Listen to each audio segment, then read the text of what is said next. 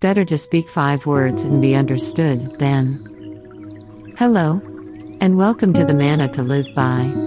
One day at a time. 5-minute devotionals. Today is August 21st. The scripture portion for our meditation today is from 1 Corinthians chapter 14 and verse 19. I would rather speak 5 words with my understanding, that I may teach others also, than 10,000 words in a tongue. The subject here, of course, is the use of tongues without interpretation in the meetings of the church. Paul is opposed to the practice.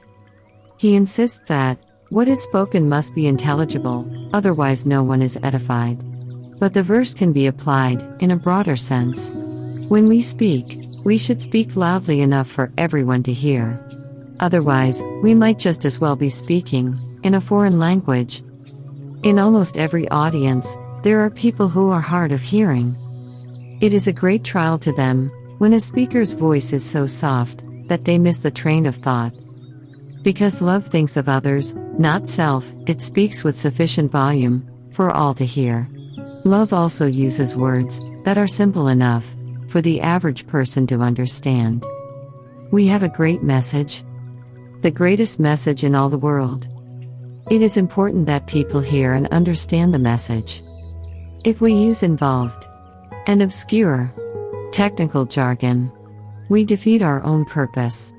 A preacher went to the Far East to minister to the people, using an interpreter, of course. The first sentence of his message was, "All thought may be divided into 2 categories: concrete and abstract." Looking down at the audience of toothless grandmothers and restless children, the interpreter translated it as, "I have come all the way from America to tell you about the Lord Jesus." From that point on, it is said, the message was firmly in the hands of the angels. In a recent issue of a Christian magazine, I came across such expressions as normative, datum of a transhistorical category, work that is not eclectic, but that has existential relevance, a vertical continuum of consciousness, the canonical language of affirmation, classical causality at the extreme limits of measurement. Pity the poor people who are asked to wade through such religious gobbledygook. Spare us all from those who have a ponderous way of saying nothing in infinite sentences. We hear that the average TV or radio program is beamed at those with a 3rd-grade education. That should be a cue to Christians who want to reach the world with a message of redemption. We should make the message clear and plain: Christ, receive sinful men. Better to speak 5 words and be understood than 10,000 words in a language no one can understand. Let's pray.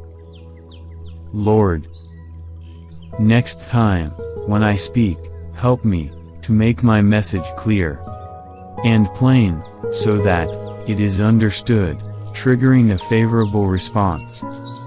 For your glory. In Jesus' name, I pray.